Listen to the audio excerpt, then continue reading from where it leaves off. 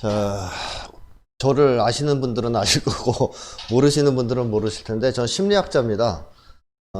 심리학자로서 북한만 연구하는 학자가 당연히 아니고 그냥 일반 심리학을 연구하는 학자입니다. 그래서 여러 분야의 연구를 하고 있는데 그 중에서 한 분야가 이제 한국인의 심리, 그리고 그와 관련된 책들을 제가 여러 번 출간을 했고요. 그러다 보니까 이제 같은 민족인 북쪽 사람들의 심리도 당연히 궁금하지 않겠습니까? 또 그것도 알면 좋겠고, 그래서 북쪽 사람들의 심리를 또 분석을 해서 한국과 비교하는 그런 책을 제가 출간을 했습니다. 월북하는 심리학이라는 책인데요. 오늘 강의 내용은 그 월북하는 심리학이라는 책 내용 중에서 일부 내용을 가지고 강의를 할 것 같습니다. 신간도 나온 거 있어요. 책 신간 속에다 나오면 풍요 중독사회라고 어저께인가 그저께 나왔습니다. 네, 그것도 한번 보시면 좋을 것 같고요. 자, 어쨌든 이제 오늘의 주제는 심리학으로 살펴본 남과 북인데, 우리 한국 사람들이 북을 잘 압니까?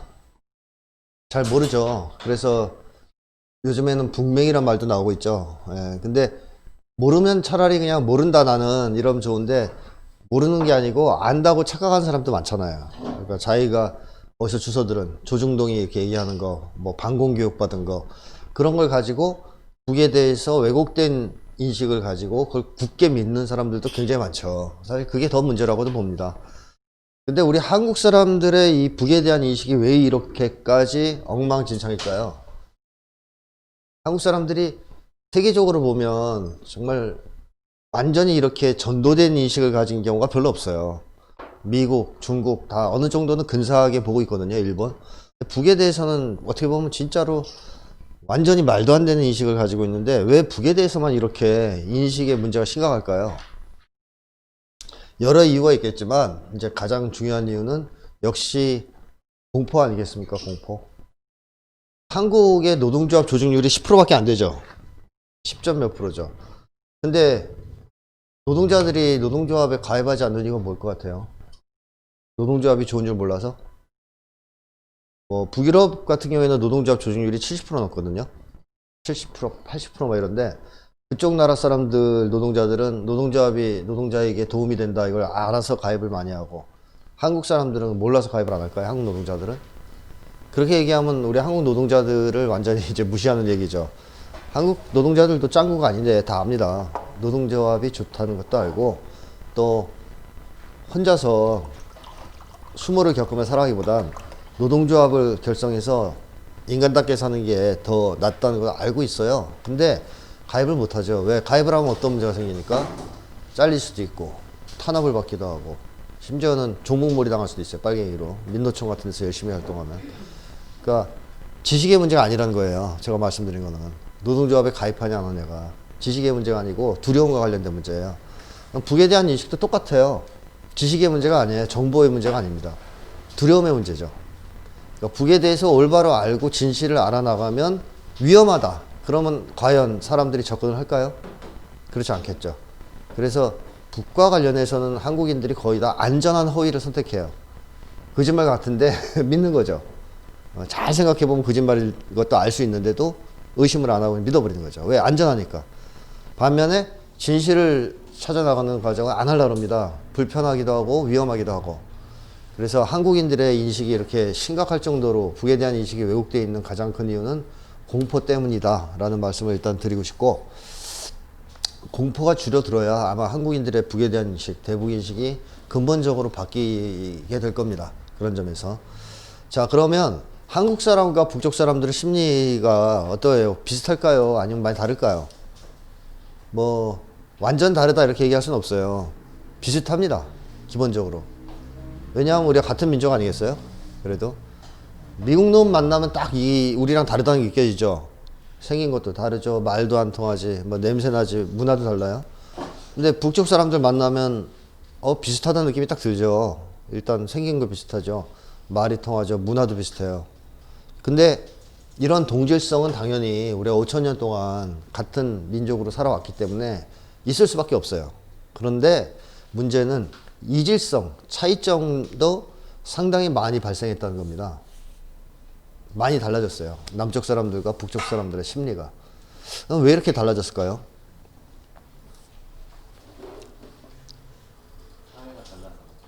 그렇죠. 사는 사회가 다르죠. 남쪽은 어떤 사회죠? 자본주의 사회. 북은 사회주의 사회. 그러니까 자본주의 사회에서 우린 70년 살아왔고, 남쪽 사람들은. 북쪽 사람들은 사회주의 사회에서 70년 살았어요. 70년 넘게. 그러니까 심리가 달라질 수밖에 없어요. 이 자본주의와 사회주의라는 것은 하나의 이제 심리학적으로 표현한 환경이죠. 거대한 환경. 환경이 인간 심리에 미치는 영향은 아주 엄청나죠. 막대합니다. 예를 들면 고스톱 점백으로 치다가 점천으로 올리면 사람들의 심리가 변하지 않습니까? 일단 눈이 충혈되죠. 빨갛게. 그러니까 이 작은 소 집단의 규칙을 바꿔도 심리가 변화하잖아요. 근데 사회 제도는 이런 사회를 움직이는 규범이나 규칙을 법으로 정해놓은 거예요. 그래서 그걸 70년 동안 그 유지를 했기 때문에 인간 심리에 미치는 영향은 압도적이죠. 자, 그래서 남과 북 사람들의 심리적 차이는 대부분 사회 제도의 차이에서 기인한다 라고 보시면 됩니다. 그러면 어떤 점에서 구체적으로 차이가 나는지 한 두 가지 정도 살펴볼 건데, 시간 관계상. 우선 남쪽 사람들과 북쪽 사람들의 심리가 가장 크게 차이가 나는 거 어디서 발견할 수 있을 것 같아요? 돈입니다. 돈. 네. 돈과 관련된 심리에서 가장 큰 차이가 나타납니다. 이 한국 사람들은 돈 좋아하죠? 싫어하십니까? 돈을 좋아한다는 말로는 표현이 좀 부족한 것 같고, 돈에 환장했다? 혹은 뭐 돈에 거의 미쳐 돌아간다? 돈의 노예가 됐다? 뭐 단군 일에 최고적으로 돈을 갈망하고 있다? 뭐 등등으로 표현해야만 겨우 설명할 수 있을 정도로 한국인들의 삶은 그야말로 돈으로 완전히 귀결되죠. 뭐 남녀노소 차이도 없어요. 다들 돈 생각하고 돈 걱정하고 돈 얘기하고 그러고 살아갑니다. 그러니까 돈에 대한 욕망이 엄청납니다. 한국 사람들의. 자, 그렇게 돈에 대한 욕망이 심각하면, 크면 사고도 뭘 중심으로 사고하겠어요? 돈을 중심으로 사고하게 돼요. 심리학적으로 볼 때 사고는 욕망을 따라 움직여요. 예를 들면 여러분들 배고프면 지나가다 뭐가 자꾸 눈에 띄어요? 먹는 거, 식당 간판 자꾸 눈에 들어오죠? 그거 뭐 내가 일부러 그러는 거예요? 자연히. 내가 배고프니까 먹고 싶은 욕망이 생기고 거기에 따라 자연히 그게 눈에 띄는 거죠. 또 스마트폰 내가 바꿔야 될 때가 왔어요. 자꾸 뭐가 눈에 들어와요? 다른 사람들 스마트폰 눈에 들어오죠. 이거 뭐 내가 일부러 하지 않아도 자연히 그래야 됩니다. 또 연애, 뜨거운 연애를 하고 있다. 맨날 그 상대방 이성 생각나잖아요. 생각 안 하려고 해도 안 되죠. 자, 욕망을 따라 생각은 움직여요. 근데 이런 욕망들, 뭐 스마트폰, 먹을 거, 이거는 잠깐이잖아요. 밥 먹고 나면 사라지죠. 사고가 정상화돼요. 스마트폰 바꾸고 나면 또 사고가 정상화되고, 연애도 뭐 오래 안 하잖아요, 보통. 그죠? 좀 지나면 이제 뜨거운 관계가 끝나잖아. 그러니까 잠깐 사고가 왜곡됐다가 또 정상화돼요. 그런데 돈에 대한 욕망은 안 그래요. 한국 사회에서 돈에 대한 욕망은 잠깐 있었다 없어져요? 지속적으로. 지금 벌써 수십 년간 계속되고 있습니다. 이 욕망이. 그럼 사고가 정상화가 안 돼요. 그냥 돈 중심적 사고로 흘러가서 여기에 굳어버려요. 그래서 이제 저는 이걸 돈 중심적 사고라고 부르는 건데, 한국 사람들은 돈 중심 사고를 합니다. 그걸 알 수 있는 대표적인 게 뭐냐? 바로 모든 것의 가치를 돈으로 평가하죠. 사람의 가치도 뭘로 평가해요? 한국에서는 돈으로 평가하지 않습니까? 돈으로. 또 통일의 가치조차 요즘 젊은 사람들은 돈으로 평가하죠. 돈이 되면 통일하고 돈 안 되면 안 한다. 보세요. 모든 거를 가치를 돈으로 평가하잖아요. 이게 이제 돈 중심 사고예요. 그러다 보니까 이제 행복도 곧 돈이라고 믿고, 노동과 삶의 목적도 돈이라고 생각하는 사람이 많고, 이렇게 된 겁니다, 사회가. 그런데 이제 한국 사람들이 이렇게 돈에 대한 욕망이 강하고 모든 것을 돈을 중심으로 사고하다 보니까 그냥 우리만 그런 게 아니고 지구에 있는 모든 인간이 그럴 거라고 예상하지 않습니까? 그렇게 믿는 경향이 있어요. 과연 그럴까요? 일단 돈에 대한 욕망을 기준으로 보면 우리같이 다 돈에 대한 욕망이 강할까요? 세계인들이? 그렇지 않은 나라들도 있죠. 예를 들면 북유럽 나라들만 해도 우리나라 사람들보다는 돈에 대한 욕망이 현저히 낮죠. 예를 들면 우리가 100이다. 북유럽은 한 3, 40 정도 됩니다. 3, 40 정도. 물론 이제 그 아마존 원주민, 아프리카 원주민 이런 사람도 없어야 해요. 근데 그건 이제 산업화되지 않은 나라니까 아예 이제 빼고 북유럽 사람들은 한 3, 40이에요. 그럼 북쪽 사람들은 어느 정도 될 것 같아요? 한 1, 20 보면 돼요. 북유럽 사람들보다 더 낮아요. 돈에 대한 욕망이. 그러니까 지구상에서 그래도 산업화된 나라 중에서는 아마 돈에 대한 욕망이 제일 낮은 나라가 아닐까라고 저는 생각합니다. 어쨌든 이런 점에서 엄청난 차이가 있습니다. 남과 북이. 욕망의 차이. 돈에 대한 욕망에서.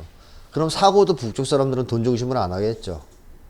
자, 정말 그럴까라고 의심하시는 분들도 있을 수 있는데 사례를 하나 보죠. 사례. 이 개성공단은 다 아실 겁니다. 개성공단은 10여 년간 남쪽 사람들과 북쪽 사람들이 같이 어울려서 일을 하던 곳이죠. 그래서 많은 제가 심리 분석하는데 자료를 제공한 곳인데, 자, 여기서 있었던 사건이에요.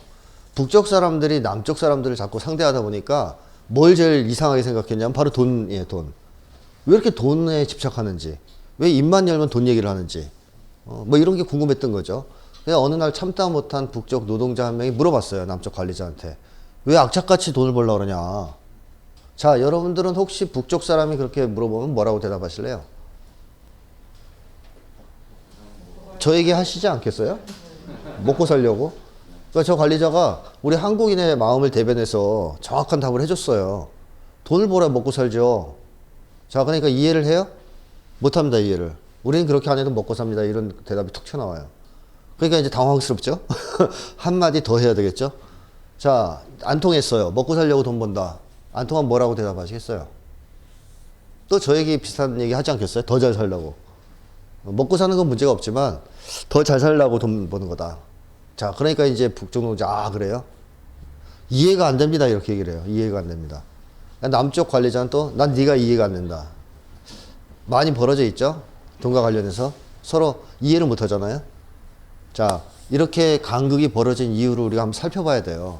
그래서 우선 남쪽 사람들은 왜 이렇게 돈에 집착할까? 돈에 대한 욕망이 왜 이렇게 심할까 하는 거를 한번 보면 이 관리자가 한 두 답변에 다 나와 있습니다.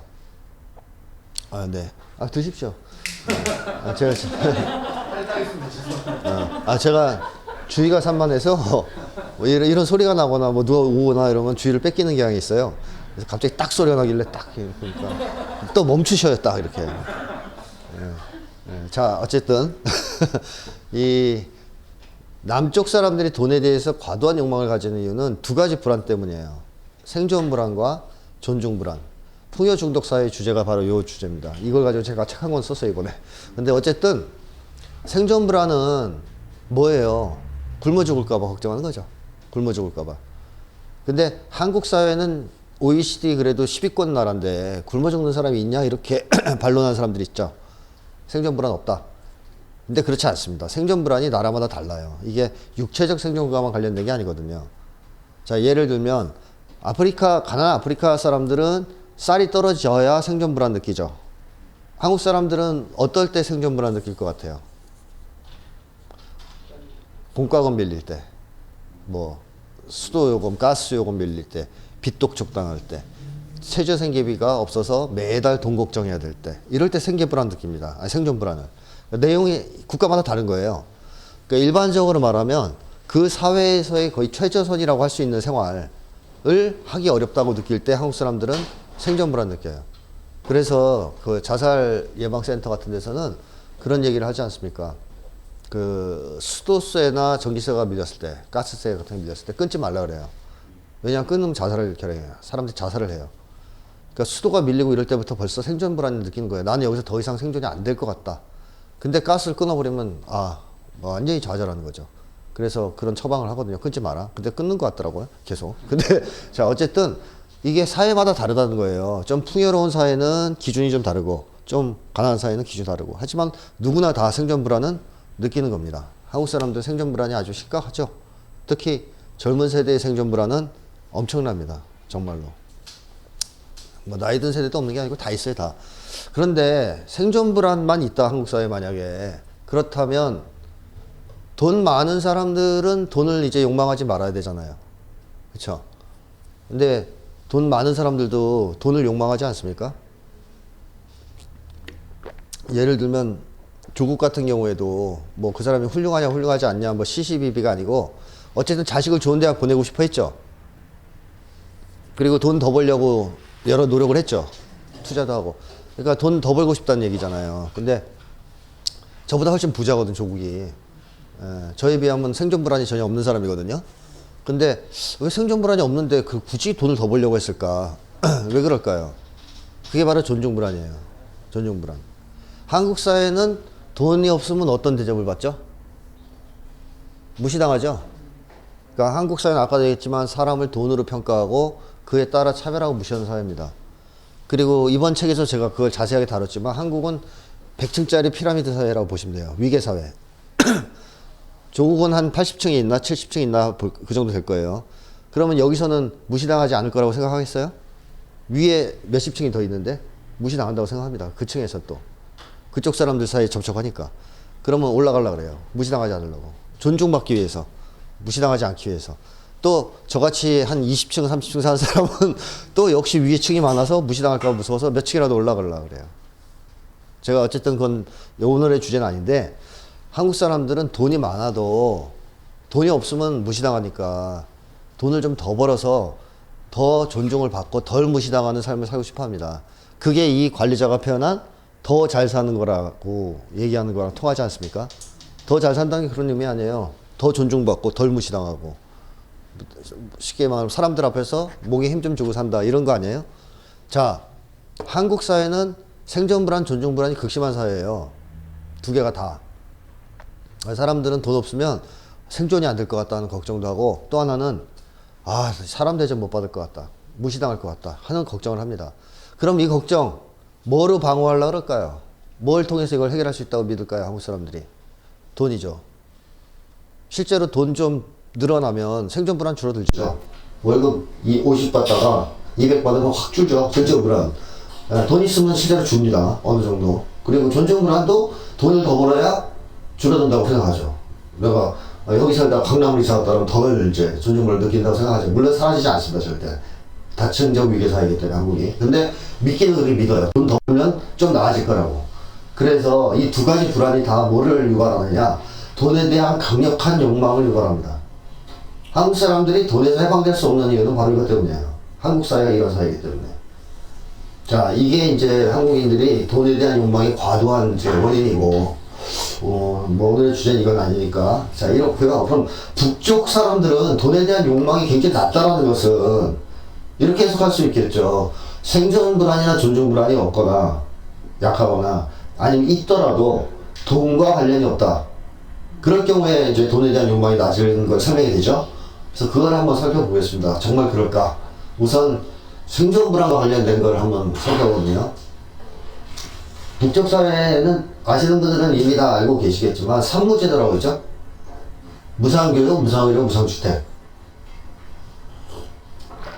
그 한국 사회는 개인의 생존을 누가 책임지는 사회입니까? 개인이 각자가 책임지는 사회죠. 그럼 북은 개인의 생존을 누가 책임져요? 국가가 책임지는 사회입니다. 자본주의 국가 중에서도 나라 중에서도 개인의 생존을 국가가 어느 정도 책임지는 나라 있어요? 그게 북유럽이에요. 북유럽 나라들. 여러 가지 사회보장제도 뭐 이런 게 있잖아요. 그래서 생존을 책임져 주죠 국가가. 자, 그러니까 거기에 대해서는 돈에 대한 욕망이 낮잖아요. 북도 비슷한 거죠. 그걸 책임져 주기 때문에 돈에 대한 욕망이 낮은 건데, 자, 이 무상교육, 무상의료, 무상주택인데 이 북유럽도 무상교육, 무상의료는 하죠. 근데 무상주택은 이제 지구상에서도 아마 거의 유일할 것 같은데요. 무상주택은. 근데 북유럽은 저렴한 임대주택 제도가 있어요. 그러니까 요즘 우리나라에서 나오는 말로 기본주택 정도 되는 거죠. 살만한 집인데 저렴한 임대료를 내고 살 수 있는 집. 그래서 주택 문제가 그렇게 심각하지는 않습니다. 북유럽은. 근데 이제 북은 아예 집도 그냥 무상으로 주죠. 자, 그 다음에 실업자 있나요? 실업자 없습니다. 그러니까 내가 일할 나이가 됐고 일할 의사가 있으면 직업을 줍니다. 그래가지고 보통 고등학교 졸업할 때 3개를 써내요. 자기가 가고 싶은 곳. 그러면 그 중에 하나를 배정을 해줍니다. 물론 이제 그런 건 안 돼요. 뭐 의과대학도 안 다녔고 자격도 없는데 의사로 써내는 건 안 돼요. 아, 이거 당연하죠. 남쪽에서는 안 되잖아, 그러니까 그렇게 허황된 거 써내지 않고 자기가 갈만한 데 3군데를 써내는 건 그 중에 하나 준다 이거죠. 그래서 대체로 거기 취직이 돼서 실업자가 없죠. 또 고아, 노인 다 국가에서 책임지고 보살피고 있고, 그래서 거지나 뭐 이런 건 없죠. 어쨌든 이런 제도가 있어요. 뭐 어떤 분은 세금도 없으니까 사무제도라고 해야 되지 않느냐인데, 세금 없는 건 좀 다른 얘기입니다. 자, 어쨌든 이 상무제도가 있고 이런 식의 시스템이 가동되고 있다. 이것만 해도 벌써 북유럽하고 비교되는 측면이 있거든요. 그렇죠? 그러니까 박노자 같은 사람은 북을 제3세계형 복지국가라고 부르는 거예요. 그러니까 북유럽과는 다른 복지국가다. 근데 북에 언제부터 이런 시스템이 있었을까요? 5, 60년대부터 있었습니다. 네. 자, 그리고 여기서 무상주택과 관련해서 한 가지만 얘기하면요. 북쪽에 어떤 한 여성 봉사원, 식당 봉사원이, 우리 집으로 하면 식당 종업원이죠? 여성인데, 남편하고 싸웠어요. 남편이 바람대 피워가지고 싸워서 막 다투고, 화가 나 집 싸우고 집을 나왔습니다.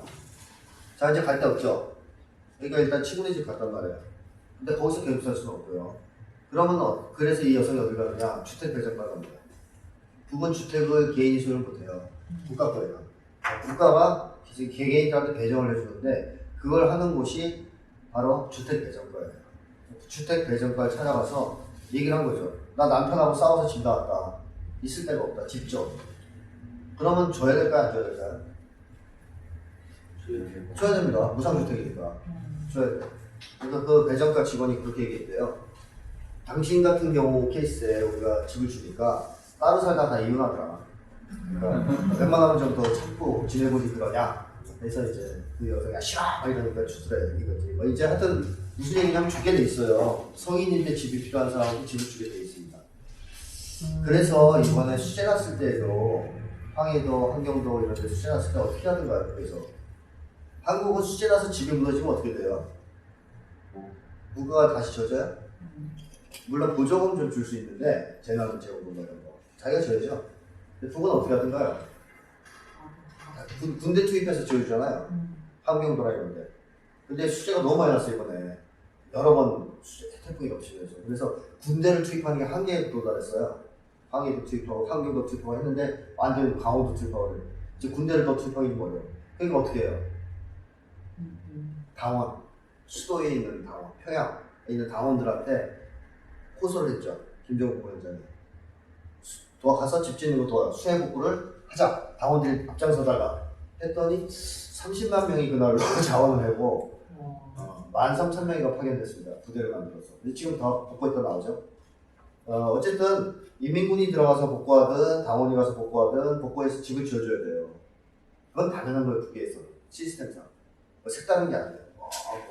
물론 집을 지어줄 때 후진 거 지어주냐 좋은 거 지어주냐 이런 거는 뭐 국가가 마음먹기에 다른 거겠지만 집은 일단 줘야 됩니다. 무상주택제도라서. 자, 그런 시스템이 있고 그 다음에 배급제가 실시되죠. 다 아시다시피 배급제 사회거든요. 이거 제가 누르는 거예요 지금? 네. 넘어가는 건가요? 네. 배급제. 다 들어보셨습니까? 배급제 사회. 자, 북은 어떤 거 배급할까요? 일단 식량, 그 다음에 장류, 간장, 고추장, 된장, 그 다음에 조미료, 일체 배급이고, 그러니까 식생활에 필요한 기본적인 필수품은 다 배급돼요. 그 다음에 이제 채소, 과일, 사탕, 과자, 물고기, 고기, 그 다음에 뭐 매일 주는 건 아니고 저런 거는 정기적으로. 그 다음에 김장철에는 김장용 배추가 배급되고요. 그 다음에 직장과 지역 단위로 옥류관, 식권, 대성산 유원지 이용권 이런 게 계속 배급되고 성인에게는 술과 담배 배급도 됩니다.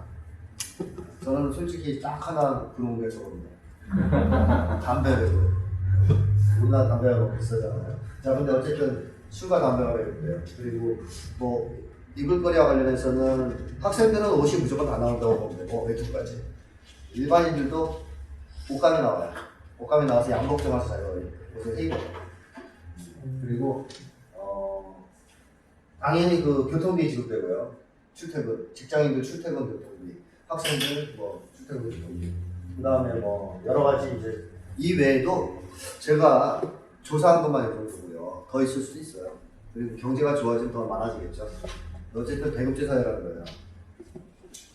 자, 그러면 이런 상무제도에 배급제가 실시되고 있어요. 그럼 돈 없으면 죽을까요? 그래서? 아니죠. 아까 그 노동자가 돈 먹고 살려면 돈 벌어야 되지 않습니까? 그랬더니 우리는 그렇게 안 해도 먹고 삽니다. 이렇게 말 툭 하잖아요. 그러니까 왜 툭 튀어나오겠어요? 이런 시스템이라서 그래요. 이런 시스템. 그러니까 돈 없어도 죽는 시스템이 아니에요. 살 수 있어요. 돈 한 푼 못 벌어도 생존에는 가능해요. 자, 근데 여기 이제 플러스에서 직장 다니면 또 돈이 들어오죠. 자, 그래서 이런 시스템이 70, 거의 50년대 후반부터 도입되기 시작해서 지속됐다. 이제 어떤 분들은 이런 얘기를 하면 야, 그 무상 의료 있으면 뭐하냐, 질이 떨어지는데 뭐 이런 얘기 하는 분도 있어요. 근데 질이 그렇게까지 중요할까요? 자, 예를 들어보면 의료 서비스의 질은 한국이 좋아요, 미국이 좋아요? 설마 한국이라고 생각하시는 분 있나요? 미국이 좋죠. 미국이 훨씬 좋습니다. 병원도 좋고 의약품, 의학기술 뭐 최고입니다. 세계 최고. 그리고 의료비 지출도 미국이 우리가 월등히 많죠. OECD 회원국 중에 거의 탑이에요. 의료비 지출이. 자, 근데 이번에 코로나를 겪으면서 보니 어떤 나라의 의료 서비스가 더 좋아요? 미국이 게 좋아요? 한국 게 좋아요? 한국 게 좋다는 걸 다 한국인들이 알게 됐죠. 왜 그래요? 질이 더 낮은데. 평등하니까. 그렇죠. 미국 의료제도는 불평등해요. 그 엄청난 의료비를 국가가 쓰고 있는데도 그 의료비를 누가 다 먹느냐? 보험회사, 제약회사, 영리병원 이런 데서 다 먹고 국민들한테 안 들어요. 5천만 명이 무보험자고 맹장 수술 한 번 받으면 2천만 원 나옵니다. 일주일 정도 입원하면 수억이 나와요. 치료비가. 그래서 미국인들 파산 순위 1위, 원인 1위가 의료비입니다. 미국은 병나서 입원하면 파산한다고 보면 돼요. 중산층들. 노숙자들을 하라치고 집이. 엄청난 의료비죠. 그러니까 미국이 서비스 퀄리티가 높으면 뭐하냐 이거예요. 불평등한데. 한국 사람들은 그래서 미국이 질이 높다고 미국 게 좋아 이러진 않잖아요. 우리 게 낫다 그러죠. 왜? 평등하니까. 그러니까 질이 높으면 좋죠. 높으면 좋은데 더 중요한 건 평등성이에요. 제가.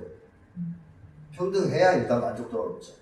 이번에 코로나 때 여러분도 미국 같았다. 그러면 뚜껑 열리지 않았을까요, 우리? 열받아가지고. 검사 한 번 받는데 200만 원씩 내야 되고 이러면 보는 거죠. 부자들은 뭐 전혀 상관없어요. 200만 원, 300만 원 돌다니까. 한국에서도 최고의 의료 서비스를 받고 싶으시면 삼성병원 가시면 돼요.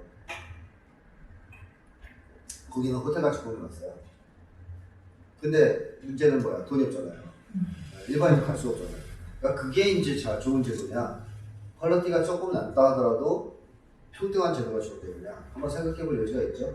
자, 북쪽 사람들은 기본적으로 자기 제도를 싫어할 이유는 별로 없다고 봅니다.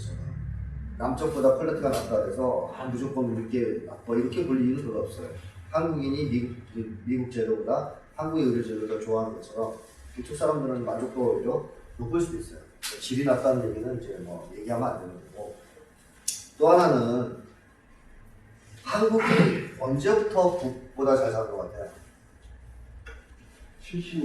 70년대라고 얘기하는데 보수적인 학자들은 전 80년대라고 봐요. 80년대까지 북이 잘 살았어요. 그러니까 아무리 그 보수적인 학자들도 70년대까지 북이 잘 살았다고 인정해요. 왜냐하면 어떤 자본주의적 접근법으로 해도 북이 잘 살았거든요. 그때까지는. 그러니까 70년대에는 배급이 너무 많이 나와가지고 사람들이 야, 얼굴이 공산주의 된 거 아니야? 이렇게 얘기하는 농담을 했대, 주민들이. 너무 배고프잖아. 그러니까 70년대까지 엄청 풍요로웠다는 거죠. 심지어 뭐 중국 같은 경우에도 80년대까지 북으로 쇼핑 갔어요. 중국 사람들이. 중국보다는 훨씬 잘 살았습니다. 사회주의 나라 중에서 굉장히 잘 사는 나라였어요.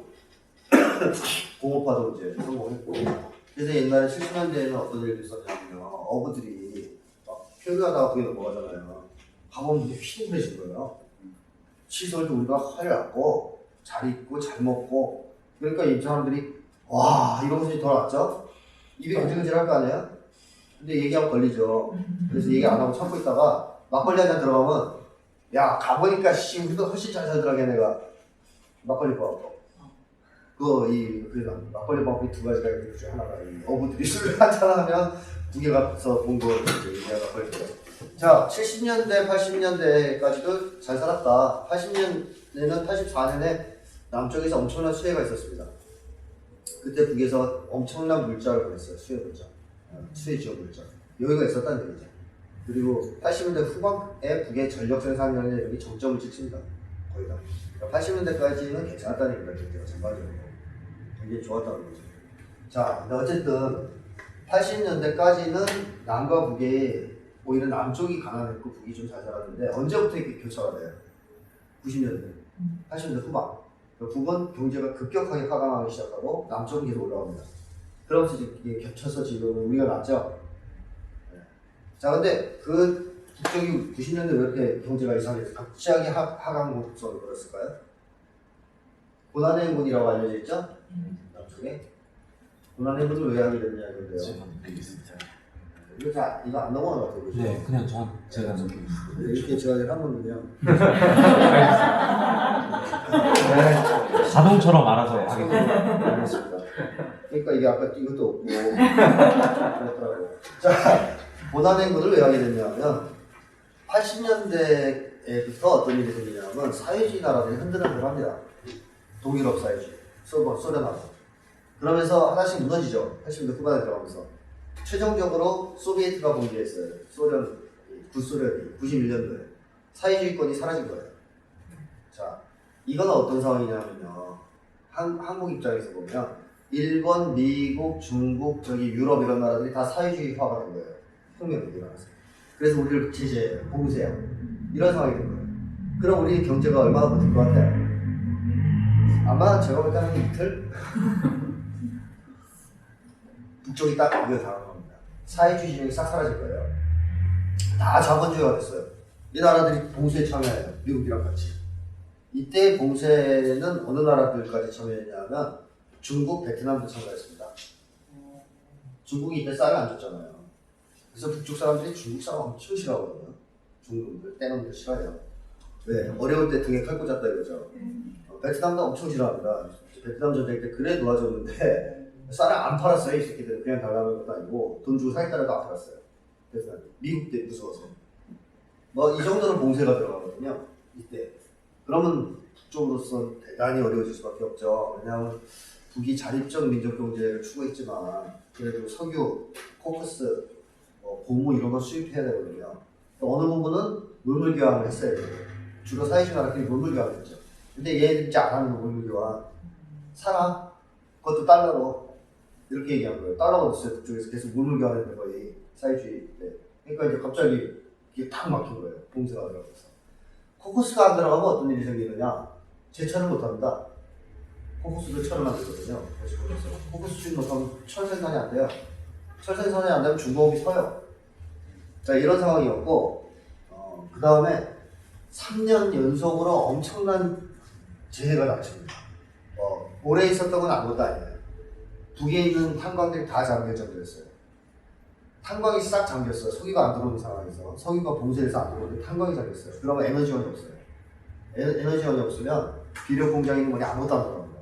차도 못 움직이고. 쓰는 거예요. 스톱. 올 스톱. 그래가지고 비료가 생산이 안 되니까 농업 생산량이 뚝 떨어지죠. 기아가 시작됩니다. 자, 이게 이제 고난의 행군을 두기 시작하게 된 이유예요. 그러니까 자기들 잘못보다는 사실 제가 볼 때는 그런 외적인 국제 정세의 변화가 훨씬 크죠. 그 다음에 이제 자연재해 겹치는 그때. 그래서 이제 북쪽이 그때 고난의 행군을 선포하고 이겨내자. 죽는 순간까지 우리는 깃발을 낼 수 없다고 이렇게 얘기할 때고 카스트로도 비슷한 얘기 할 때예요. 최후 1인까지 사회주의 깃발을 지키다 죽겠다 이런 얘기 할 때가 요 시절이에요. 미국이 쿠바, 북을 이렇게 봉쇄 강력하게 할 때. 자, 근데 북이 고난의 행군을 이겨냈죠. 98년에 광명성 쏘면서 고난의 행군 끝났다고 선포를 했는데 실제로는 그 후유 쪽이 오래 가서 2005년 정도 돼야 배급제가 정상화됩니다. 그리고 2010여 년부터는 경제가 가파르게 성장하기 시작합니다. 지금은 많이 좋아졌죠. 지금 평양 이전에 네, 하나 더 넘겨주세요. 하나 더. 네, 평양. 뭐 요즘에 평양 방문하는 분들, 요즘엔 코로나 때문에 못 가는데요. 자주 갔다 오시는 분들이 그러면 한 달 있다가 하고 2달 있다가 하면 확 달라진대요. 신의주도 6개월 전에 가서 공부하고 또 가서 보면 또 달라졌대요. 확 변했대요. 전국이 다 이렇게. 건설이 막 엄청나게 벌어지고 뭐가 일어서고 이런 상황, 경제가 상당히 괜찮다는 거죠. 그 다음에 이번에 10월 10일 열병식 보셨나요?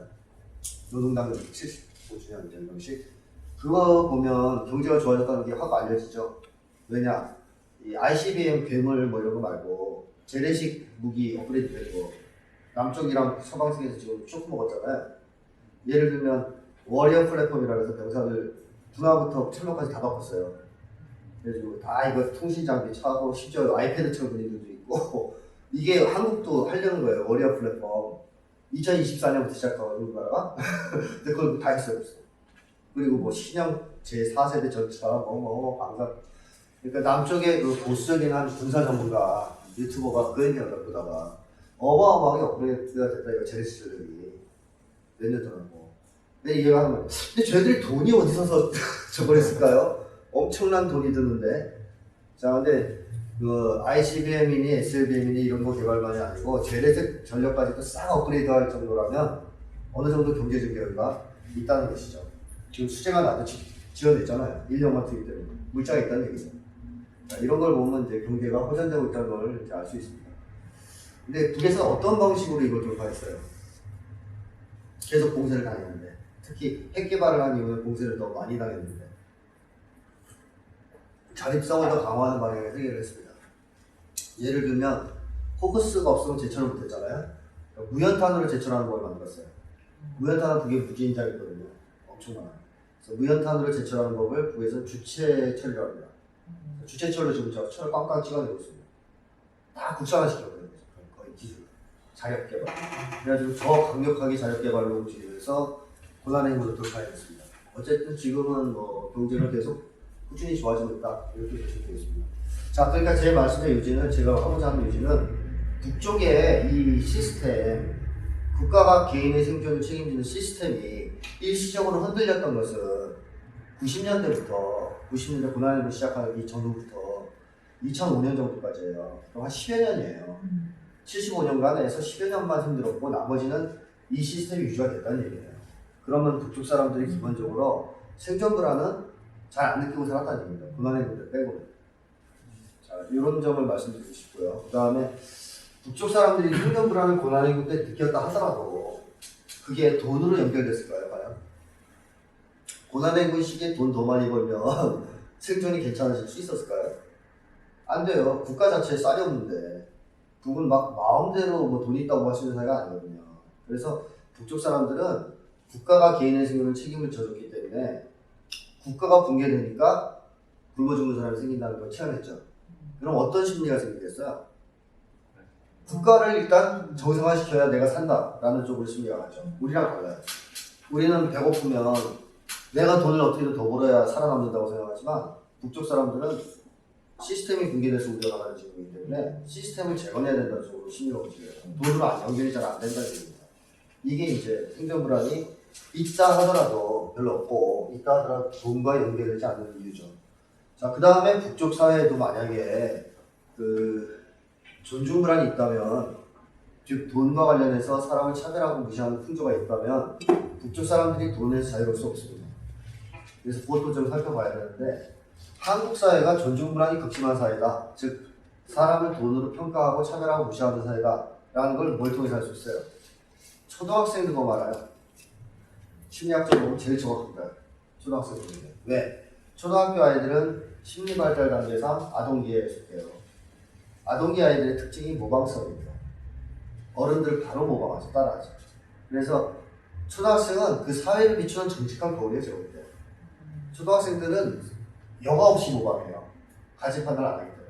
그냥 모방하거든요. 초등학생들 하는 거 보면 그 사회가 어떻게 돌아가는지 알 수 있어요. 자, 우리나라 초등학생은 어떨까요? 지금 200충이라는 얘기 들어보셨어요? 200충?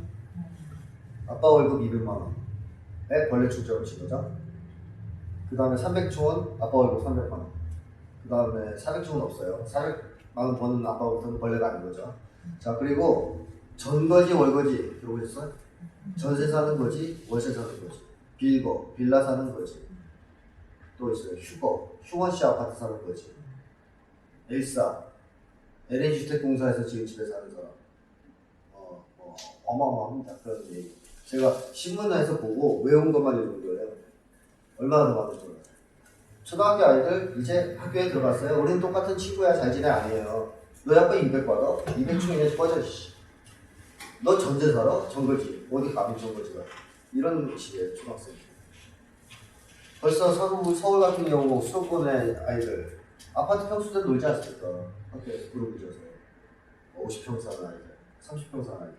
그럼 이제 당연히 50평 사는 아이들이 30평 사는 아이들 무시하죠. 자, 아이들이 누구 보고 따라하는 거예요? 부모와 어른들이죠. 날 때부터 애들이 뭐 차별을 지고갖고 태어났겠어요. 자, 그러니까 한국은 그 어떤 사회인지를 초등학생들이 좀 풍조를 보면 감이 오는 거죠. 아, 이게 심각구나 하는 거를. 그럼 북쪽은 어떨까요? 초등학생들을 보면 뭐 전거지 월급이 이건 없죠. 왜 없냐면 주택을 개인이 소유를 못하니까. 그 다음에 또 하나는 직업을 가지고 북돋아하는 것도 없어요. 너희 아빠 뭐하냐 이런 거 같고. 왜 그러냐? 직업에 월급 차이가 별로 안 나요. 북쪽에서 월급이 어떤 사람이 제일 많이 받아요? 탄광이 제일 많은 사람, 어부 이런 사람들이 월급이 제일 많죠. 그 다음에 뭐 교사, 의사, 우리 식으로 하면 잘 나가는 직업들 있죠? 그냥 월급 별로 안 많아요. 그리고 북쪽은 특이한 게 직업을 가지고도 그 사람이 얼마 버는지 알 수 없습니다. 뭐 하세요? 의사 그럼 얼마 버는지 몰라요. 왜? 월급이 어떻게 올라가냐면 급수에 따라 올라가요. 급수. 10급에서 1급까지 일단 쳐요. 가정을 하면 의사가 됐어요. 처음에 10급으로 시작했죠? 9급 되면 올라가고 8급 되면 올라가고 이게 시험 봐요. 국가시험. 급수 시험. 재봉사 10급, 9급. 네. 자 그럼 재봉사가 3급이요. 의사는 10급이에요. 누가 월급이 많겠어요? 재봉사가 많죠. 그러니까 직업 물어봐서는 얼마 받는지 몰라요. 자 어쨌든 소득 격차가 적어요. 이쪽은 전반적으로. 그렇다 하더라도 소득 격차 크게 안 나요. 사람들 큰 관심이 없어요. 얼마 버는지. 그래서 애들이 이제 그거 갖고 놀릴 일은 없어요. 근데 뭐 갖고 이제 놀린다기보다는 약간 이제 으쓱대거나 위축되거나가 있냐면 저런 거. 당원. 부모님이 당원이다 그러면 약간 애들이 보기 힘주고 거기서 후가시 잡고 여기 있고 당원이 아니면 약간 부끄러워하는 우리 부모님이 당원이 아니지 뭐 이런 거 있잖아요.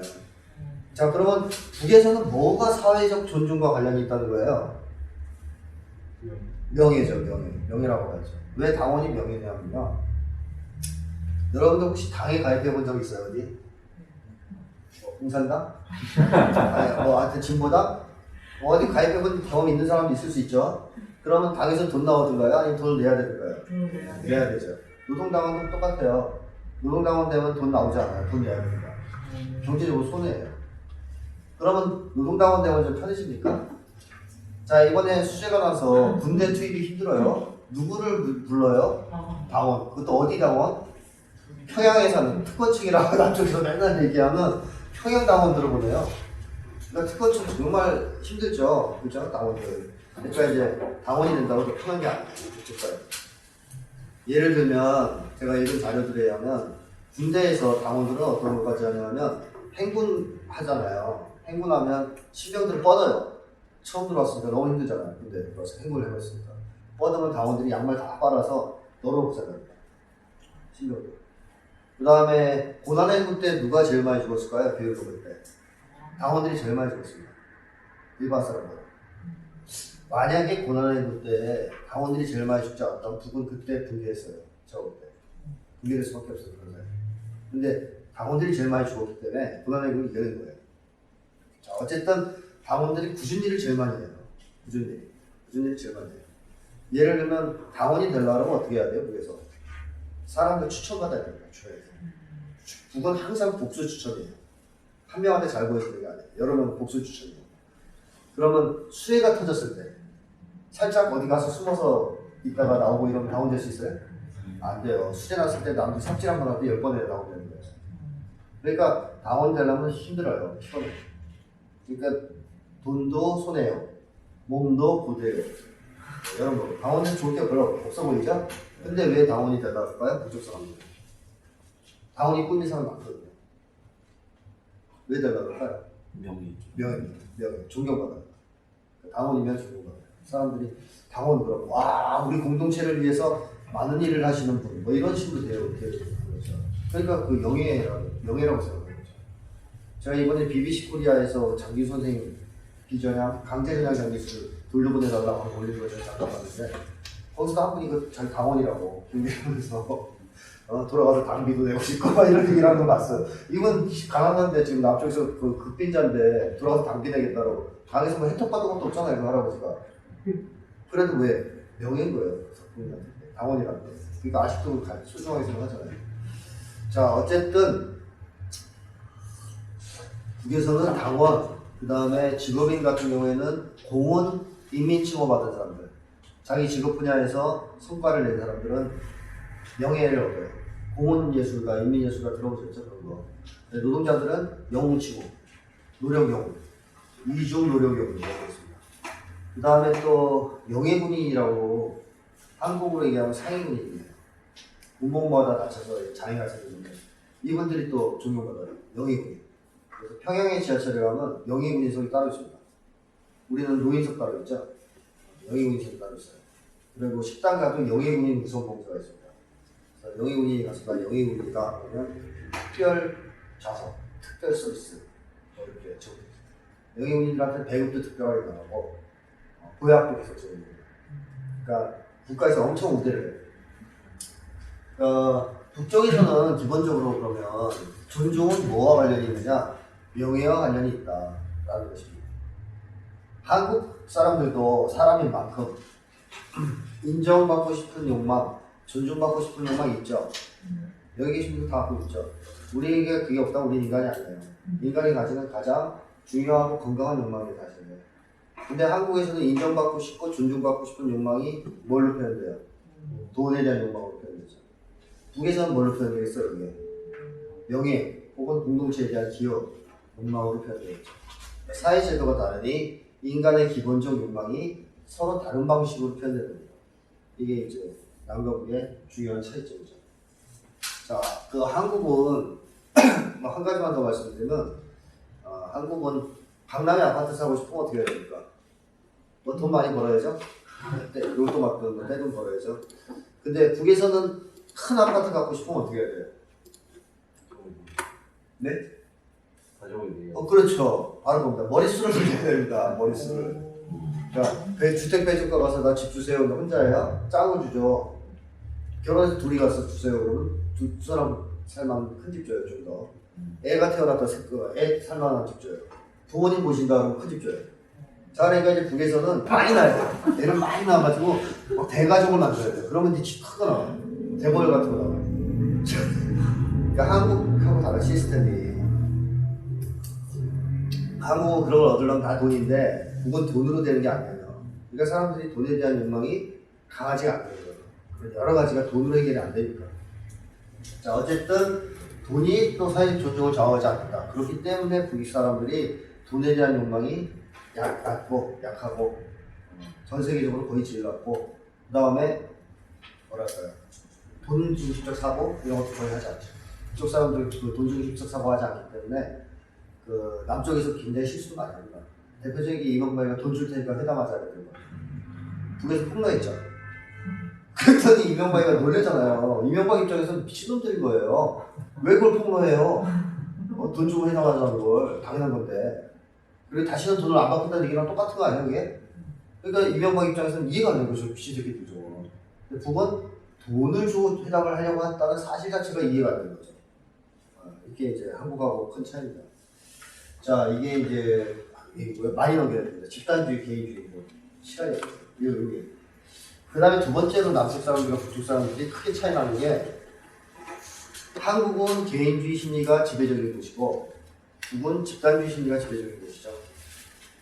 그 북쪽 전문가들이나 대성공단에서 일하셨던 분들은 하나같이 일을 하십니다. 집단주의를 이해 못하면 북쪽을 이해할 수 없다.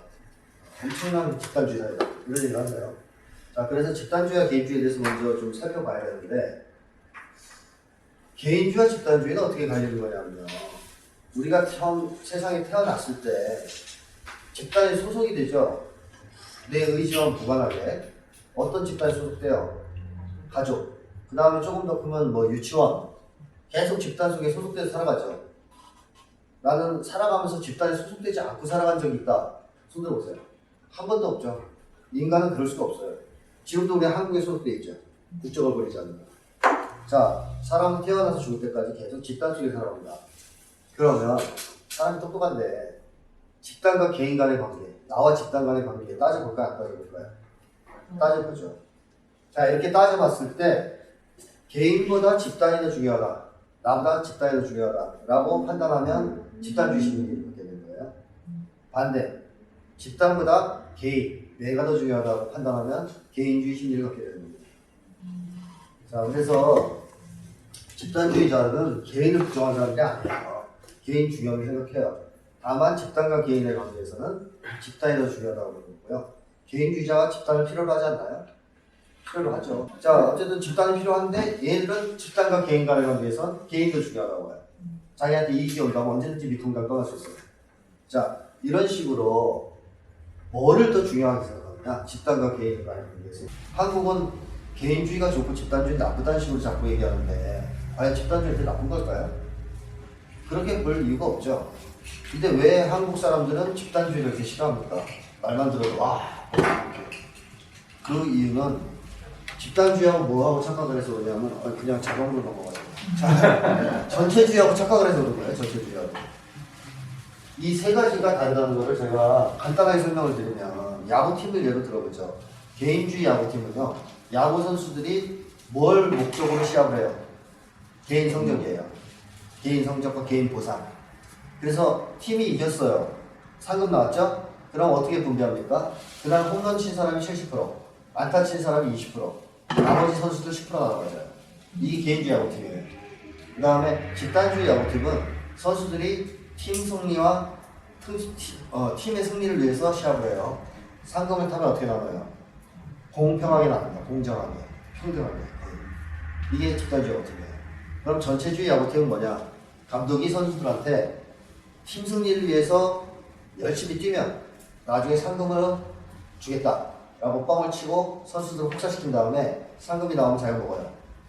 항의하는 선수들 낙하를 데리고 와서 빠따를 때려요. 이게 전체주의입니다. 비유해서 말씀드립니다. 자, 일본 군국주의 전체주의였죠. 근데 일본 군국주의 지배층이 노동자 농민을 대변하는 사람들이었어요? 아니죠. 일본의 기득권층을 대변하는 사람들이었죠. 히틀러는요. 히틀러도 노동자 농민 대변하는 사람이 아니에요. 독일의 기득권층을 대변하는 사람이었죠. 걔네들이 그렇지 않았다면 전쟁을 왜 일으킵니까? 병사들 죽는데 국민을 위해서는 침략전쟁하는 이유가 뭐예요? 자기를 독점자 고받을 이유 때문에 한 거예요. 그러니까 얘네들은 실제로 개인주의자죠. 근데 명분은 뭘 내세워요? 국가, 뭐 게르만족, 혹은 뭐 국가사회주의 이런 것까지 걸어가면서 사기를 쳤어요.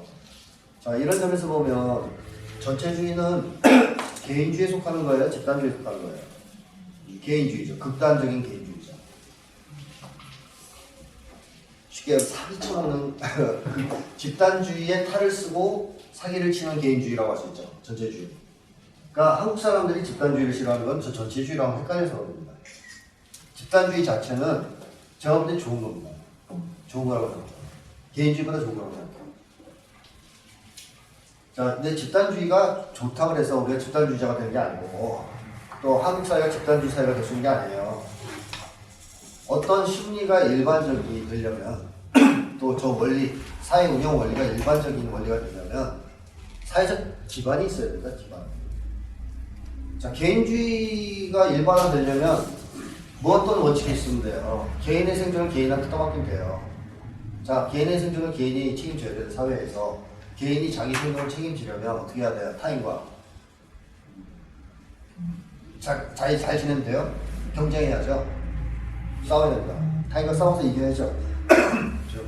그렇게 해서 살아남아야 생존이 가능하죠. 존중도 받을 수 있고. 그렇다면 이런 사회라면 사람들이 뭘 우선하겠어요? 집단? 나. 나를 우선하겠죠.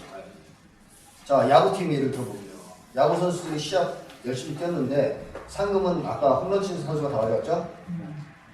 자, 이 선수는 다음에 어떻게 하겠어요? 또 시합할 때. 지금 팀을 위해서 시합할까요? 아니면 자기 개인 성적을 위해서 시합할까요? 자, 홈런 치고 가겠죠. 감독이 번트 사인해서 홈런 때리려고 합니다. 이렇게 되는 거죠. 근데 개인주의 사회는 그런 시스템이 있을 때는 사람들이 일반적으로 개인주의 심리를 가지게 되고 개인주의 원리가 작동하게 돼 있어요. 그럼 집단주의도 마찬가지예요. 집단주의를 강요한다고 되는 게 아니에요, 이게. 국가가 뭐 집단주의 안 하면 죽여버릴 거야 해서 되는 게 아니에요. 집단주의가 돌아갈 만한, 심리가 일반화될 만한, 그 원리가 통할 만한 시스템이 돼야 되는 거예요. 자, 그 전제 조건이 뭘까요?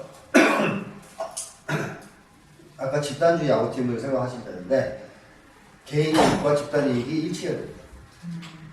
아까 개인주의 야구팀은 어때요? 개인 이익과 집단 이익이 일치했어요? 일치하지 않았죠.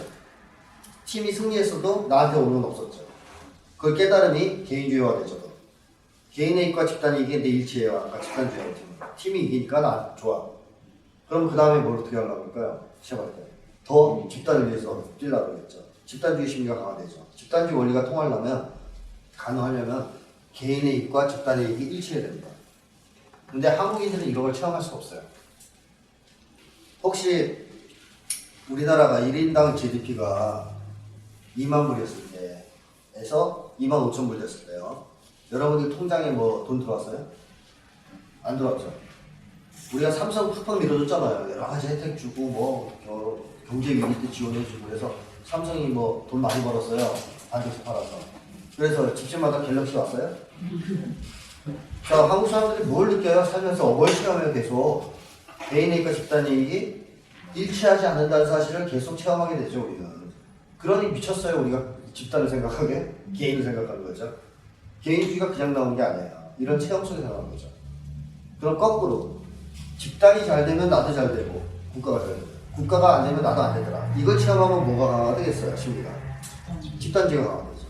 근데 북쪽은 아까 얘기했듯이 7, 80년대까지 적어도 굉장히 풍요로웠죠. 다 그 추억들이 있어요. 북쪽 사람들. 그 풍요의 추억. 자, 그랬다가 고난행군 겪었어요. 국가가 위기에 처하면서. 자, 집단이 무너지니 국가가 무너지니 나도 힘들었어요. 자, 다시 힘을 합쳐서 고난행군 돌파해서 경제가 호전되니 자기한테 혜택이 오죠. 그걸 역사적으로 체험해왔죠, 이 사람들은. 집단의 이익과 개인의 이익이 일치하는 거예요. 따라서 무슨 심리가 강해졌어요? 집단주의 심리가 강해진 거죠. 이게 그냥 꽁으로 되지 않는다는 겁니다. 심리라는 게 막 조작할 수 있는 게 아니에요. 뭐가 있어야 돼요. 전제 조건이. 시스템이 받쳐주고 역사적 경험이 받쳐줘야 돼요. 그러니까 북쪽은 개인의 이익과 집단의 이익이 일치하는 사회이기 때문에 전반적으로 집단주의 심리가 강화할 수밖에 없다는 것이고 사회가 전반적으로 집단주의로 돌아갈 수밖에 없어요. 그게 이제 한국과의 가장 큰 차이점이죠. 자, 근데 집단주의가 개인의 이익과 집단의 이익이 일치하려면 집단 성원들 사이가 어떻게 돼야 될까요? 평등해야죠. 그렇죠. 그게 전제가 되는 거죠. 왜냐? 집단 성원들이 불평등하다는 것은 분배가 불평등하게, 불공정하게 이루어진다는 뜻이잖아요. 그럼 이미 개인의 이익과 집단의 이익은 일치할 수 없죠. 따라서 집단주의 사회가 되려면 그 사회 구성원들이 다 평등해야 됩니다. 이게 실현이 되지 않으면 집단주의가 뭐랄까요? 구현이 될 수 없어요. 그 심리가 일반화될 수 없습니다. 그러니까 북쪽 같은 경우에는 아까 얘기했지만 상당히 평등한 사회고 세계에서 거의 제일 평등하다고 해도 과언이 아닐 정도로 평등 수준이 높고 그 다음에 개인의 이익과 집단의 이익이 일치하는 것을 경험해 왔기 때문에 북쪽 사람들은 이제 집단주의 심리가 강해질 수밖에 없는 그런 이제 사회에서 살았던 거죠. 뭐 예를 들면 분배를 어떻게 하냐면 이제 분배가 어떻게 되냐가 상당히 중요하지 않습니까? 사람들이 이게 공정하게 되느냐 안 되느냐가 이제 중요한 건데 만약에 불공정하게 된다 그러면 그게 불평등이 나올 거고 그 결과로서 또 사람들이 부정의하다고 느끼면서 화가 나겠죠. 그래서 굉장히 중요한데 사실 집을요 평양에 아까 그 고층 아파트 있잖아요. 좋은 최신식 아파트를 전 국민한테 2,500만 채를 지을 수 없어요. 한 번에. 그러니까 뭐 먼저 주는 사람이 있고 늦게 주는 사람이 있게 돼 있어요. 근데 이때 이제 어떻게 먼저 주느냐가 중요한 거잖아요. 자, 예를 들면 두 분은 아파트를 어떻게 먼저 이 주택을 배정할까요? 최신식 아파트를. 김일성 종합대학용 아파트 단지가 들어있어요. 현대적인. 그러면 그 아파트에 입주할 수 있는 권리 중에서 1순위 권리를 가진 사람들은 누굴까요? 저도 이거는 들은 건데 그쪽에 자주 갔다 오신 진청규 기자님한테 들었는데 또 주변에서 확인을 했고 이후에 1위가 원주민이에요. 그 아파트를 지으려고 그 나갔던 사람들 있죠? 그 사람들이 1순위. 당연히 거기 살던 사람이 먼저 줘야 되는 거죠. 우리는 원주민이 1순위를 쫓겨나잖아요. 그죠? 자, 근데 어쨌든 거기는 입주 권리 1위가 원주민이고 두 번째는요. 노동자. 그 일에 아파트 짓는데 참가했던 노령에 참가했던 사람들, 건설에 참가한 사람들. 물론 그 사람들 중에서 집이 없어서 달라는 사람들. 이순위. 그 다음에 김일성 종합대학 사람들. 근데 김일성 종합대학에서도 뭐 누군 들어가고 누군 안 들어가고 그럴까요? 예를 들어 교수만 들어가고 수의나 운전사나 식당에서 일하시는 분은 안 들어가고 그럴까요?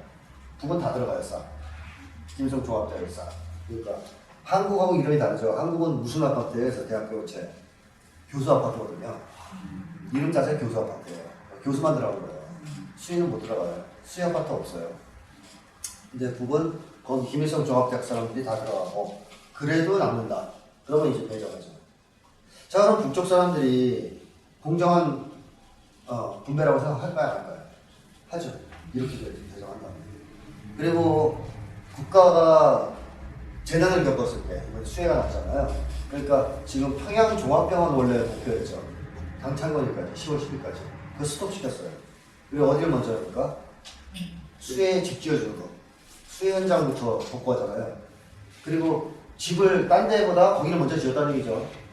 그럼 사람들이 거기에 대해서 화낼까요? 좋아할까요? 아, 저는 정상인이라면 좋아할 것 같아요. 수재가 나서 집이 망가진 사람들 먼저 지어주겠다는데 화내면서 나부터 지어줘 이런 미친놈은 저는 대한민국에도 거의 없을 것 같아요. 네, 그래서 공정하다고 느끼는 거죠. 그럴 때마다. 북은 항상 그랬어요. 옛날에 영면거리 건설을 하다가 북부 압록강 지역에 수재가 크게 났거든요. 그때도 스톱시켰잖아요. 그 영향을 받고 수해 목표로 투입해서 집중 풀어줘야죠. 자, 이렇게 하면 국민들이 우리 정권은 분배를 공정하게 한다. 이런 신뢰가 쌓이는 거고 그 결과 집단주의 심리가 계속 강화되는 거죠. 자, 저는 집단주의가 더 좋다고 생각하는 사람이에요. 개인주의 나쁘다고 생각하는 사람이거든요. 그래서 그런 얘기 하지 말라고 그러는데 위험하다고. 근데 저는 위험해도 해야 될 수밖에 없는 게 진짜로 맞으니까 집단주의가 저는 훨씬 좋은 심리이자 원리라고 생각해요. 왜 그럴까요?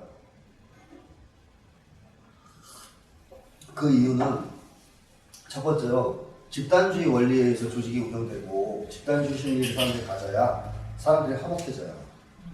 조직은 모임이 화목해져요.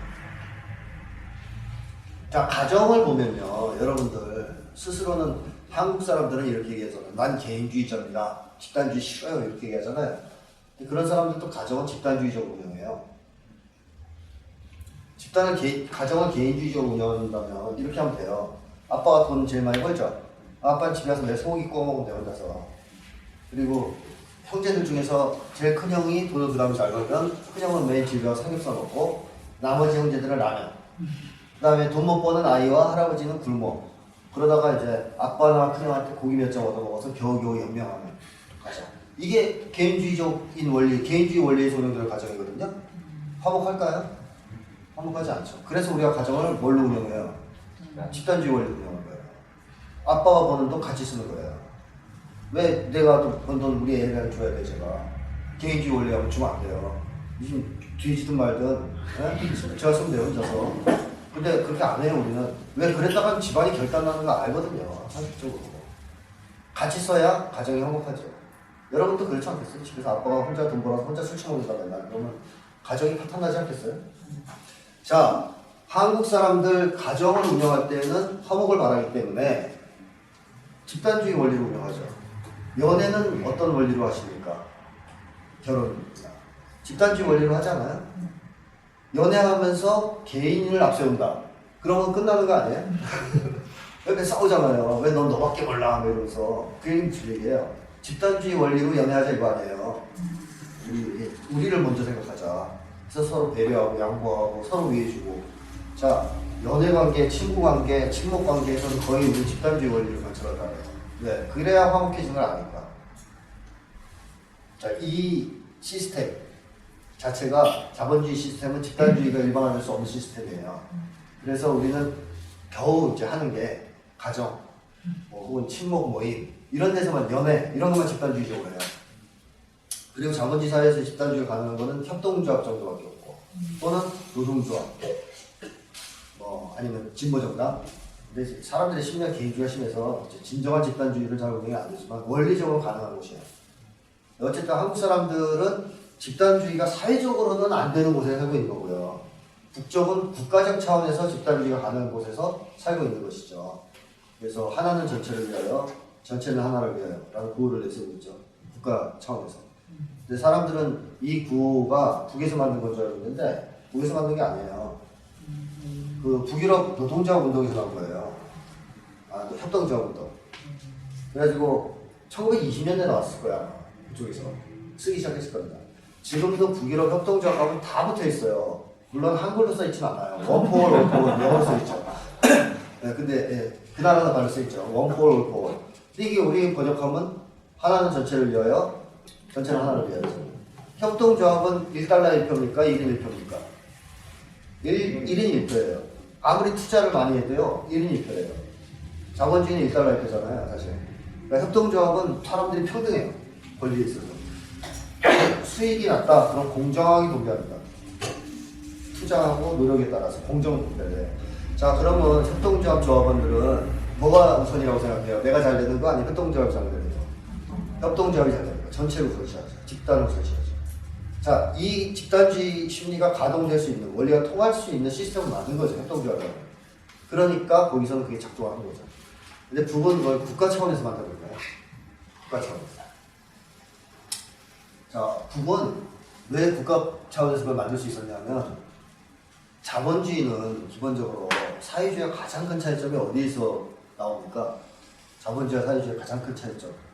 뭐 여러 가지가 있겠지만, 생산수단의 사적 소유가 가능한가 가능하지 않은가에 의해서 갈리죠. 자본주의는 생산수단의 사적 소유가 가능한 사회고 사회주의는 불가능합니다. 국적 헌법에 안 된다고 써있어요. 생산수단의 사적 소유 금지입니다. 자, 그러면 생산수단은 뭐예요? 토지, 공장, 회사, 그 다음에 금융, 돈, 그 다음에 뭐 예를 들면 기술도 생산수단이에요. 예를 들어 윈도우 뭐 이런 걸 운영체제 이거를 제가 알았다. 그거 특허냈다. 그럼 그게 생산수단이에요. 특허. 예를 들어서 자본주의에서는 쉽게 얘기하면 이윤을 창출하는 돈을 벌 수 있게 해주는 수단은 다 생산수단이라고 보시면 돼요. 근데 이걸 자본주의는 자유롭게 개인이 소유할 수 있죠. 그런 결과, 그 결과 어떻게 돼요, 사회가? 불평등해지죠. 이게 빈익빈부 벌어지는 거죠. 생산수단을 가진 자와 못 가진 자. 다 가지면 좋은데 1%밖에 못 가지니까 99%는 가난해지는 거죠. 지금 어느 정도 격차가 벌어졌어요. 그래서 지구촌이 전체 지구 인구 중에 상위 1%가 나머지 99%하고 비교하면 재산을 얼마나 갖고 있을까요? 2배 이상이에요. 감이 잘 안 잡히죠. 그러니까 상위 1%가 가진 재산이 나머지 99%의 재산 다 합친 거 2배보다 많아요. 어마어마한 빈부격차죠. 또 지구에 있는 상위 부자 2,000명, 부자 2,000명이 42공명의 재산과 똑같습니다. 가진. 어마어마하죠, 정말로. 저는 이런 통계를 볼 때마다 아찔해지거든요. 어떻게까지 이렇게 사회가. 근데 어떻게 이렇게 벌어질 수 있어요? 자본주의는. 생산수단, 사적 소유 때문에. 근본적으로. 제가 이재용보다 일 더 열심히 하거든요. 진짜. 근데 제가 이재용은 절대 따라갈 수 없어요. 저는 생산수단이 없고, 이재용은 생산수단이 있어가지고, 앉은 자리에서 돈이 생겨요, 계속. 어떻게 이게 격차가 안 벌어지겠습니까? 그러니까 자본주의는 기본적으로 불평등한 시스템, 사회가 될 수밖에 없죠. 근데 북은 생산수단은 못 가지잖아요, 개인들이. 자가용을 가질 수 있는데요. 그러니까 사회주의가 사적 소유를 금지한 게 아니에요. 이걸 착각하는 분들이 간혹 있는데 사적 소유를 금지한 게 아닙니다. 사적 소유 인정돼요. 뭐만 안 되는 거예요? 생산수단만 안 되는 거예요. 그러니까 내가 자가용을 가질 수 있는데 자가용 택시로 쓰면 안 돼요. 돈을 벌면 안 되거든요.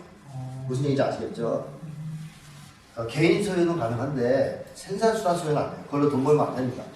자, 그래서 북쪽은 기본적으로 격차가 많이 벌어지지가 않아요. 고난행군 때 상업을 통해서 돈을 버는 사람들을 전주라고 부르는 남쪽에서 일부 있었다 그럽니다. 근데 이 전주들이 그러면 자본가가 됐을까요? 북에서? 불가능하죠. 왜냐하면 돈 좀 모았다 쳐요. 그때 상업을 통해서. 그러면 투자를 해야 돈을 불릴 거 아니에요. 근데 어디다 투자할까요? 땅? 땅은 살 수가 없어요, 북에서. 그다음 주식 시장이 없어요, 아예.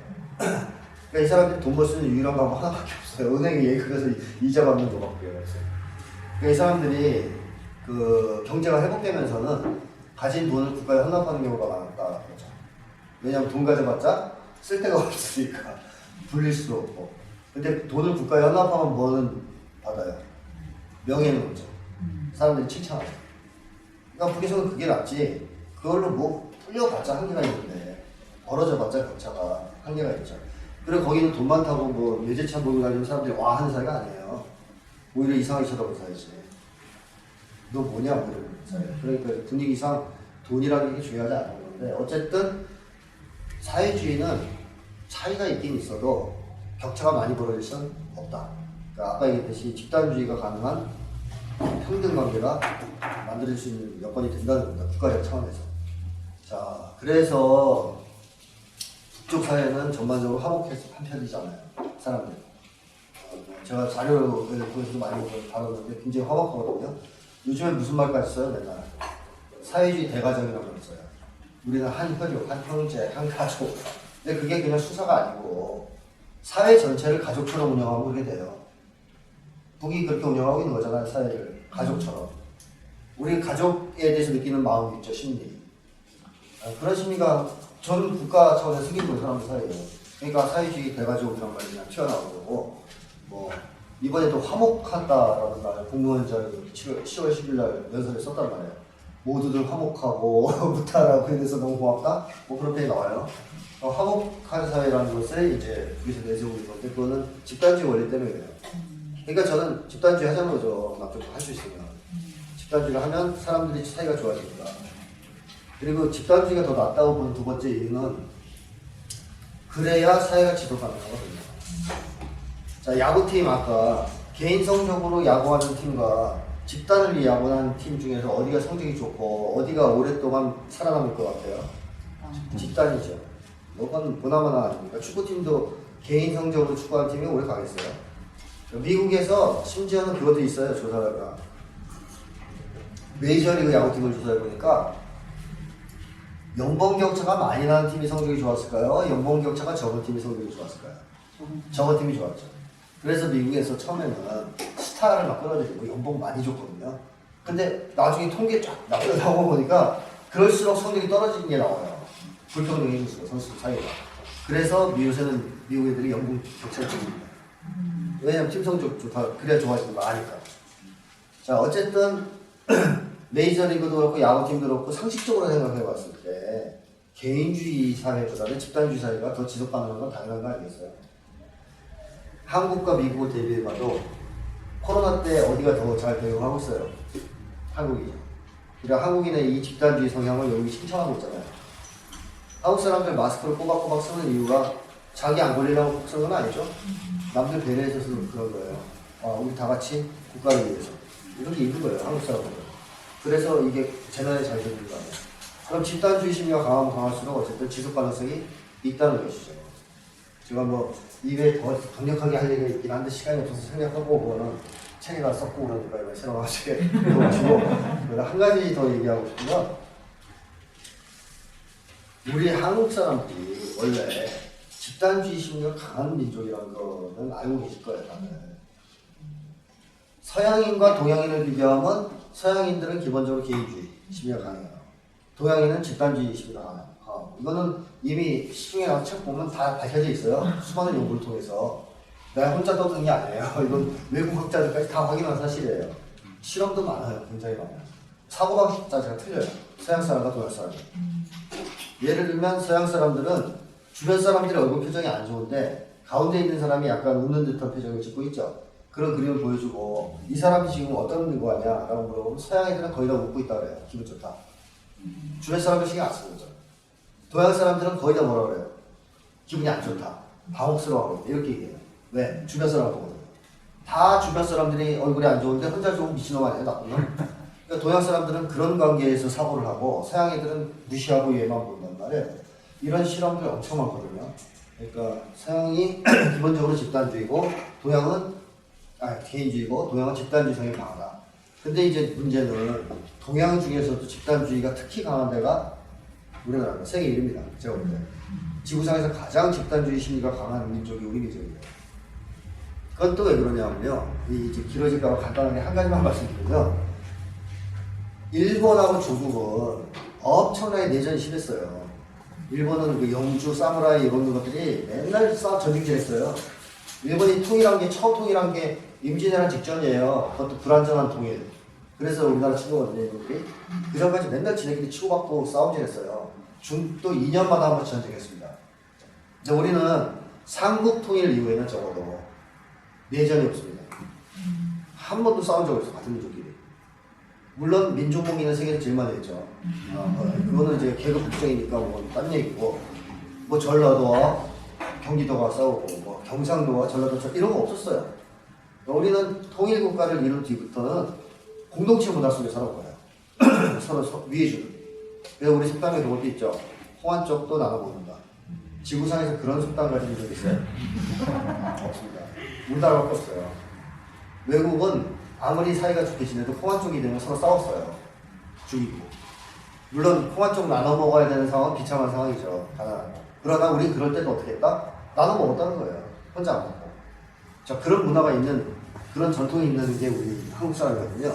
그러니 아시아에서도, 동양에서도 집단주의 심리가 가장 강할 수밖에 없죠. 이거는 한국인의 언어에도 명확하게 드러나서 반영되어 있죠. 예를 들면 서양 사람들은 내 집이라 그러죠. 내 나라. My home, my house, my country, my father 이거죠. 우린 다 뭐예요? 저도 지금 우리란 말을 쓰죠. 우리 집, 우리나라, 우리 아빠. 애가 하나밖에 없는데 우리 아빠예요. 형제가 없는. 그래서 어떤 사람은 우리의 남편이래요. 여러 명이 공유하는 것도 아니고. 자, 어쨌든 우리는 말 자체가 기본적으로 우리가 익숙해요. 근데 왜 우리가 이렇게 썼겠어요? 집단주의 심리가 강하니까 이렇게 쓴 거예요. 계속 우리 중심으로 언어가 이제 형성된 거죠. 그러니까 한국 사람들이 이렇게 집단주의 심리가 강한데 부분 어떤 것 같아요? 사회주의 사회가 되버렸으니까 여기서 바로 해방 이후에 집단주의 심리가 엄청나게 강해졌겠죠. 남쪽은 자본주의 사회가 돼서 개인주의 심리가 사회에 일반화됐고 지배적인데도 불구하고 불쑥불쑥 나오잖아요. 집단주의 심리가. IMF 때 근무운동, 2002년 월드컵, 이번에 촛불 항쟁, 이번에 코로나 계속 나온단 말이에요. 잠재돼서. 이게 어디 갑니까? 하루아침에. 잘 안 됩니다. 그래서 한국인들한테 집단주의를 버리라는 것은 한국인을 포기해라 하는 말 같아 제가 볼 때. 우리에 딱 맞는 게 집단주의예요. 그래서 저는 집단주의 사회가 더 우월하고 더 지속가능하다. 사람들이 훨씬 더 화목하게 살 수 있다. 그런 점에서 남쪽에서 집단주의 욕하는 거는 전체주의에 대한 오해이고 어떤 점에서 장려가 돼야 되고 우리도 장차 집단주의 사회로 가는 게 맞다. 저는 그렇게 생각합니다. 자, 이 정도 시간을 해도 벌써 1시간 반이 지났기 때문에 결론으로 조금 넘어가서 막 하찮은 소리 해야 된다고 생각해요. 하나도 못하고 네, 정권. 네. 한국 사람들이 제일 궁금해하는 것 중에 하나가 이제 그게 정권이 과연 후각 정권이냐. 서방이나 한국 사회에서는 그렇게 얘기하죠. 독재 정권이다, 후각 정권이다. 매일같이 국민들을 감시하고 고문하고 죽이고 그걸 기하적으로 써준다 그것도 뭐 그런 식의 정권이라고 얘기하잖아요. 뭐 요즘에 이제 북에서 유행하는 말 인민제국 제일주의. 그러니까 한마디로 국민을 위한 정권이라는 말이에요, 자기네가. 그러면 어디가 진짜를 얘기하고 있는 거예요, 서방과 북쪽 중에서. 사실 여기에 대해서는요, 저는 심리학적 접근이 제일 확실하다고 봅니다. 확실하게 진실을 알 수 있는 방법이라고 생각해요. 정보가 요즘같이 제한되어 있기 때문에. 왜 그렇게 말씀드리냐면 어떤 가정에 가정 폭력이 있다. 아버지가 애를 때린다. 신고가 들어왔어요. 경찰하고 심리학자 같이 갔습니다. 아버지한테 애 때려요? 그러면 아빠가 뭐라고 그럴 것 같아요? 안 때린다 그러죠. 애한테 너 맞았냐? 그러면요. 안 맞았다 그러죠. 왜? 나중에 더 맞으니까 잠깐만. 그러면 경찰은 증거를 못 잡고 어떻게 할 수 없어요. 수 있어요. 근데 심리학자는 알까요? 모를까요? 애가 맞았는지 안 맞았는지. 금방 알죠. 돌팔이 아니면. 뭐만 받을 수 있어요? 애 표정만 받을 수 있어요. 눈빛, 표정, 몸가짐. 왜? 아빠한테 그렇게 맞으면 당연히 피학대 심리가 생겨요. 이 피학대 심리는 어떻게든 표현됩니다. 언어만이 아니라 여러 가지로. 아빠를 대하는 태도, 외부인에 대한 태도 다 드러나게 돼 있어요. 예를 들면 집에서 맨날 가정폭력 당한 애들은 외부인들이 가면 긴장해요. 긴장해요. 왜냐면 맞았거든요. 자기도 모르게 긴장하고 경계합니다. 근데 아빠한테 한 번도 안 맞은 애들은 외부인 막 친하게 막 따라가서 유괴당하고 그러잖아요. 유괴당하면 안 됩니다. 하여튼.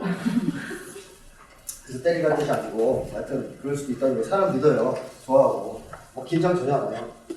그래서 저는 북쪽 정권이 정말 남쪽에서 얘기하는 것처럼 포악한 정권이냐, 반민주적인 아니냐는 북쪽 사람들의 심리를 보면 안다고 봐요. 이건 속일 수가 없어요. 조작이 안 돼, 조작이. 우리는 독재 정권이지만 좋은 정권이 척한다고 해서 될 문제가 아니라는 거예요. 이 심리는. 70여 년간 어떤 정권이었느냐에 따라서 사람들의 심리가 이미 만들어졌기 때문에. 그래서 북쪽 사람들의 심리를 들여다보면 돼요. 시간이 없어서 오늘 그 얘기는 안 할 건데 들여다본 결과 전혀 포갑정권, 독재정권이라고 볼 수 없다는 거죠. 예를 들면 뭐 긴장, 경계, 두려움 이런 거 없고 오히려 반대, 또 무력감 반대. 거의 이 오랫동안 정권에서 학대를 당했으면 있어야 될 심리에 반대 심리가 있어요. 오히려. 그러면 아니라고 봐야죠. 이건 빼도 박도 못한 증거 아닙니까? 사실 남쪽에서 북을 갔다 온 사람들, 여러 번 접촉한 사람들 하나같이 그 얘기를 하잖아요. 북쪽 사람들은 착하고 순진하고 순박하고 막 우리나라 옛날 농촌 어른들, 농촌 사람들 보는 것 같지 사람들이 때묻지 않은 모습을 갖고 있다. 그리고 예의 바르고 친절하고 명랑하다. 개성공단에 있어서 한 달자 그 얘기까지 하더라고. 자기가 근무하는 5, 6년간, 4, 5년간에 단 한 번도 싸우거나 화를 낸 걸 본 적이 없어요. 그래서 심성이 너무 착하다는 거예요. 근데 그게 돼요? 심성이 착하다고? 학대를 받은 사람은 절대 안 돼요. 학대받은 사람은 짜증나 있고 화나 있고 내가 똑같은 옆에 사람 때리면 그러거든요. 그러니까 그런 시스템이라면 4, 5년간 사람들이 짜증한만 안 낼 수 없어요. 그리고 또 개성공단 관리자 한 분 제가 저번에 잠깐 뵌 적이 있는데 이 강의를 하니까 와서 막 얘기하더라고요. 이해가 된다, 북쪽 사람들. 근데 그 저분이 재밌게 해준 얘기 중에 하나가 뭐냐? 우리는 노동자들이 일하다가 실수하면 긴장하잖아요. 저거 깨지니까. 아니면 깎이든가. 근데 북쪽 노동자들은 일하다 실수하면 너무 좋아한대요. 까까까까 웃는데요. 틀렸어, 뭐 이러면서. 그래서 자기는 저것들이 미쳤나라고 생각했다는 계속. 저것들이 다 미쳤나? 어떻게 저렇게, 틀리고 실수하고라도 좋아하지? 자, 내 얘기를 듣고 나니, 이해가 된다는 이 사람들은 혼나지 않았다는 거죠. 혼났으면 그런 반응이 나올 수 없죠. 실수하거나 실패해도 너그럽게 봐주는 분위기였다는 거죠. 자, 이런 수도 없이 많은데, 시간 관계상 어쨌든 증거가 없다라는 거예요. 만약에 남쪽의 주장이 통한다면, 그게 맞다면, 우리가 애들을 키우는 방식도 바꿔야 돼요, 이제. 애들을 착하고, 예의 바르고, 때묻지 않은 아이를 키우려면, 감시하고, 고문하고, 때리고 이렇게 해요. 그러면 착해질 거 아니에요. 이제 이 말이 안 되듯이, 북쪽 정권이 포갑 정권이라고 북쪽 주민들의 심리 상태는 설명이 될 수 없는 것이죠. 그러니까 한국 사람들은 북쪽 정권이 민중들하고 대립될 거라고 전제하는 게 있는데 그거 자체가 제가 볼 때는 착각이에요. 한국 사람들이 왜 해방 이후부터 계속 정권하고 싸웠어요? 제일 큰 이유는 친일파들이 정권 잡으러 갔네요.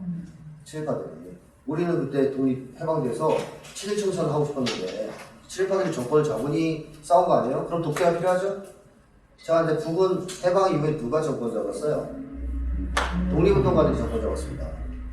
사회주의 계열이지 아니라 상관없이 독립운동가들이 잡았어요. 친일파 청산했습니다. 자, 민중들하고 척질 이유가 있어요? 없죠. 네, 두 번째, 한국은 해방 이후부터 지금까지 어떤 계급의 이익을 대변한 정치를 해왔어요, 정권이. 부의 부자들 아닙니까? 자본가, 지주. 북은 어떤 사람들을 위한 정치를 했을까요? 아까 쭉 봤지만 노동자 농민을 위한 정치를 했어요. 그래서 해방이 된 직후에 월남한 사람들이 누구예요? 노동자 농민들이에요? 정권 있을 때.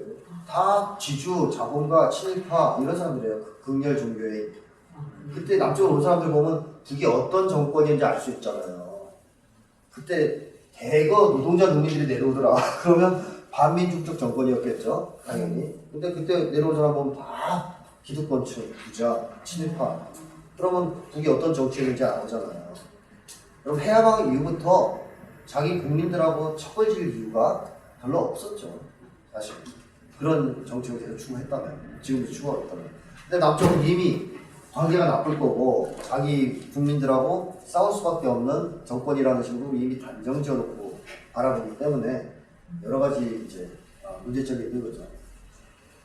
제가 이제 마지막으로 이제 시간이 다 돼서 한 가지만 더 언급하면